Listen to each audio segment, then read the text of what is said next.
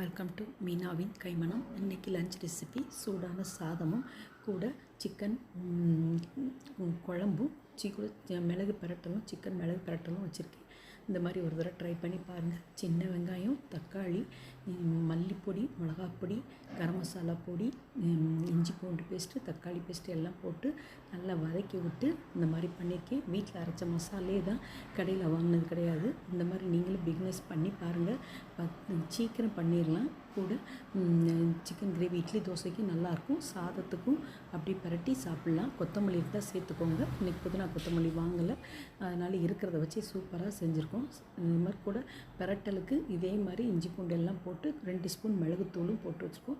சாதத்தில் சுடு சாதத்தில் பிரட்டலும் வச்சு அந்த சிக்கன் குழம்பு ஊற்றி சாப்பிட்டு கூட தயிர் இருந்துச்சு. தேங்க்ஸ் ஃபார் வாட்சிங். இந்த வீடியோ பிடிச்சா லைக் பண்ணுங்கள், ஷேர் பண்ணுங்கள், சப்ஸ்கிரைப் பண்ணுங்கள். வீட்டில் பழம் இருந்தாலும் சேர்த்துக்கோங்க.